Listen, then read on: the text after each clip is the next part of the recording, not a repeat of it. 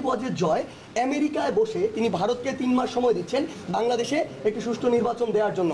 সবচেয়ে বড় কথা হচ্ছে সজীব ওয়াজেদ জয় মনে ভুলে গিয়েছেন যে বাংলাদেশ একটি গণতান্ত্রিক দেশ, যেই দেশে নির্বাচন কবে হবে, নির্বাচনে কারা ভোট দিবে, নির্বাচনে কারা সরকার প্রতিষ্ঠা করবে, এটি নির্ভর করে দেশের জনগণের উপরে। তারা তাদের 16 বছরে এটি কখনো করেননি দেখে তারা মনে করছেন এখনো মনে হয় সেটি হয়েছে, কিন্তু সেই যুগ আসলে এদেশের ছাত্র জনতা পরিবর্তন করে ফেলেছে। এই দেশে কবে নির্বাচন হবে, জনগণের দ্বারা নির্বাচিত হয়ে কে সরকার গঠন করবে, এটি এই দেশের জনগণই নির্ধারণ করবে। এখন আমাদের দেশ গড়ার পালা।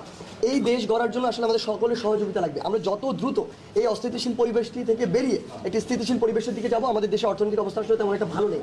সেই জায়গা থেকে বাংলাদেশের গঠনের জন্য প্রত্যেকটা স্টেক হোল্ডার, আমরা সরকার বলি, আমরা জনগণ বলি, শিক্ষার্থী বলি, সাংবাদিক বা যত যারা রয়েছে, আসলে সকলের একটি সহযোগিতা প্রয়োজন দেশকে স্থিতিশীলতার দিকে নিয়ে গিয়ে সামনের দিকে এগিয়ে নেওয়ার জন্য।